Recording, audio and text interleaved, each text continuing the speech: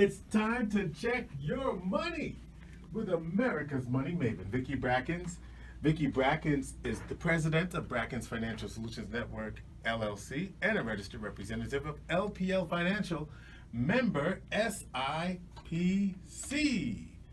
Vicki, another great day. How are you? I'm doing great, George, and it is another great day, and I'm glad to be here. I think that this is also a week that's been full of lots of news. Lots of news. Lots of news, and I'm not going to get into any of the political news. I was going to say, oh my God, Okay. the Democratic debates took place this week. And Right, okay, and I listened to both of them, and I didn't really hear anything of particular interest on a money basis. Mhm. My only comment would be, hurry up, folks, because I'd like to hear something about what you're going to do with money and the economy and wages and all of those types of things. But what I was actually referencing was the fact that the Federal Reserve this week, finally, after a lot of... Well, because you're interested in money, so... Yeah!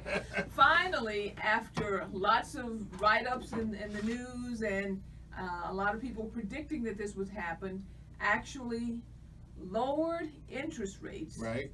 For the first time, I believe, since the Great Recession. Which would have been around 2008? Exactly, around 2008. So, that is big news. But why? Why? Is that actually big news? Well, typically we look at a lowering of interest rates because the economy is slowing down. But yet I hear every day the economy's booming. Don't you hear that all the time? I do. Okay, so I'm like many of my colleagues are standing in the middle of what I would call a teeter-totter, saying which way is this seesaw actually going to tip toward. So let's talk about interest rates just a little bit. Everybody remember that as far as terminology and all those types of things, as far as getting a better understanding on terminology, you should be going to where, George? Investopedia.com. Investopedia.com. There's some great videos there on a concept called yield, what the return is on an investment. With the interest rates being lowered, we're actually saying that yield is going down. The Federal Reserve sets interest rates for short-term interest rates. One of the events that also happened is that we have something that's called a yield curve inversion. Wow.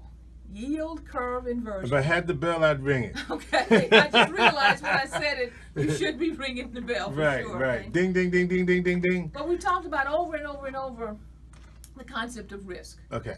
Okay, and the longer something is involved with risk, the more you should get for it, the longer time period. So when we look at bonds, which we've discussed before, and we start looking at the length of a bond, how long it's going to take for the borrower to get their principal back, the length of a bond, typically we would expect that during that period of time, the yield, the interest being paid, would be higher. When we have a yield inversion, we actually have long-term bonds paying less than short-term bonds. And that happened this in July. In fact, okay, and that is typically also a warning signal for us.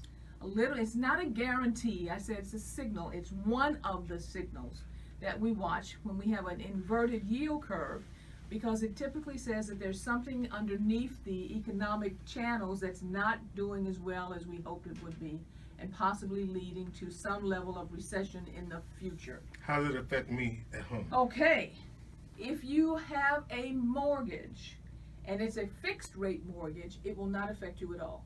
However, if you have a mortgage and you have an ARM, an adjustable rate mortgage, it possibly will affect you because your adjustment is tied to the interest rate environment.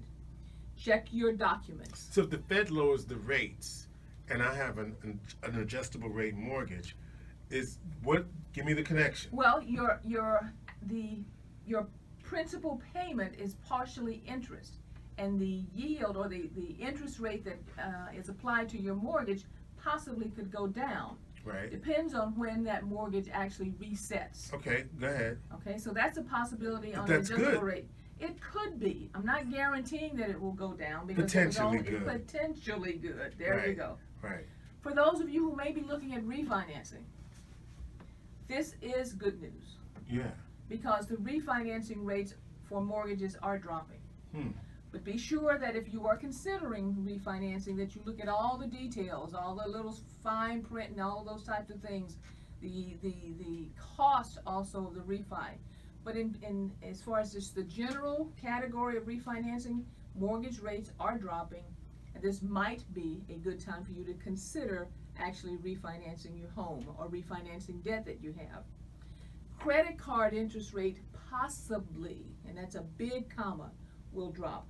For corporations though, this change could be a big thing, even though it's a small change in the interest rate, because their servicing of their debt is so high as far as the massive amount of debt that freer cash flow would happen because of the servicing of the debt becoming less because the interest rates are dropping. So at home, look for possibly your interest rates on your credit cards going down. Look for also possibly more offers that may be coming in the mail for refinancing in the zero areas, but again, read all the details. If you have an adjustable rate mortgage, possibly those interest rates, depending on when your mortgage resets, the interest payments and your overall mortgage will drop. And for those of you who own businesses, your capital needs and your needs on your lines of credit, the interest rate will probably drop. This is a curveball, Vicki. You ready for the curveball? Okay. I mean, it has nothing to do with the interest rates. Okay. But two major things happened in the world of credit this week. I know two other major things. Okay. Equifax and the settlement for their breach, and then Capital One had a breach as well. Yes. So So my comment on both of those is, first of all, I am a big proponent of utilizing secondary sources for credit monitoring. We have to these days, and I know it's another expense that maybe you don't think you can afford. Right, and part of the settlement is getting Yeah, free the credit monitoring. because with Equifax, it's free credit monitoring or the potential of $125 per person. Exactly. Now, I there's would some- take the credit monitoring. Really? Okay. Yeah. The 125, yeah, would be nice, but okay, to lose your credit standing and have to figure out how to put that all back together, I would take the credit monitoring. Here's the interesting thing. The other news related to that is they've now said that they don't have enough money to pay the $125, so you might actually be getting maybe $5-10. I mean, it's all speculation because they don't know, because not enough people took the credit monitoring option. So now everybody wants $125. Everybody wants $125. They don't have the cash flow to do so. They don't have Okay. that pot. Right. And if you didn't, some people may get it because they did it early enough. Right. Okay. But- But I still okay. If you had Do- asked me that question, I would have Do taken the credit monitoring, and you're still affected by it because Yes. the way you check, and this is real time. The way you check is you go to Equifax. There's a way to check, and you put your social, the last four of your social, Security, okay. and they'll tell you whether you were impacted or not. by that. Right, Yes, and if yes. you were, then which So I've had credit monitoring on for probably 4 or 5 years. Okay, at the maximum level, because I've seen the damage with clients. And what does that do happened. for you? Well, it monitors to see if, first of all, if anyone is using your social security number. Okay. It looks to see if anyone is applying for credit in your name. And it's quick. It's quick. Okay. What happens is I get a inquiry that says, did you apply for something? Yes or no? Just that simple, yes or no. If you hit no, then they say call in, okay? But check your records and check your bank accounts and check all of those types of things. So, and I've had a couple of instances. In fact, when I went on vacation about a year ago, I Yes, told you, yes. where somebody lifted my credit card when I was at the gas station in Dallas. Right, okay? right. And they also send out lots of information on things for you to monitor as far as your own personal behavior to be sure that you're not putting yourself in vulnerable positions. Mm-hmm. The credit monitor, unfortunately, this is what our life is. Yeah. And so I this- strongly suggest that. This is very interesting because again, this is what's the value of things, right?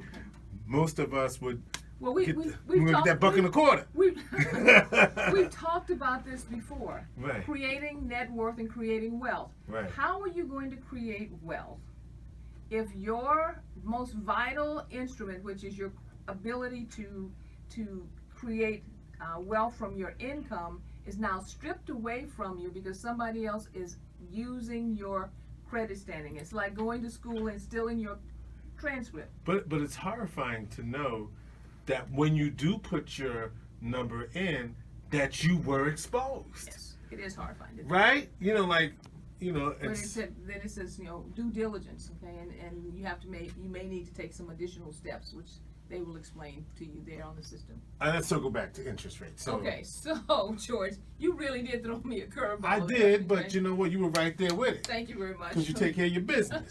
Okay, but finally, as far as the interest rates are concerned, I strongly recommend that everybody go and look at the information there on investopedia.com. Watch the videos there on yield, so that you can understand how bonds work. By the way, most of the time, not guaranteed, but most of the time, the bond market tends to get stronger when we have an interest rate drop, because the bond market is looking at a different segment of the economy. And what they're looking at is, do we need more safety at this point in time, because there may be underlying economic weakness that is in front of us.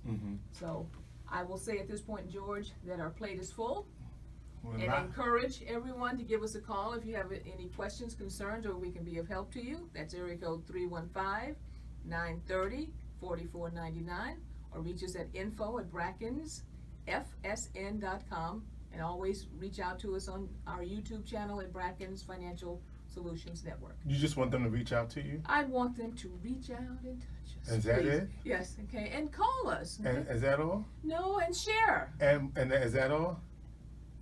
And subscribe. Thank you. I feel like the guy, what was that? Joe Biden trying to figure it out. Thank you, George. Is that all? Hit the subscribe button. Thank you. Hit the subscribe button. Okay. All right, that's Vicki Brackens. She's America's Money Maven. Vicki Brackens is the president of Brackens Financial Solutions Network, LLC, and the registered representative of LPL Financial, member SIPC. And Vicki, by the way, you got one more announcement to make. Well, next week is going to be your last week. Oh my goodness, I'm going on vacation. Yeah, you George. are. I am going on vacation, and next week will be my last week. And so listen next week. Last week for a minute. For the season. Yes. Okay, last yes. week for the season. Make that clear. I'm going to take about 4 weeks off, but next week we're going to have a very deep discussion on whether or not we put the horse before the cart. Vicki Brackens is the president of Brackens Financial Solutions Network, LLC. And this segment is brought to you by Brackens Financial Solutions Network.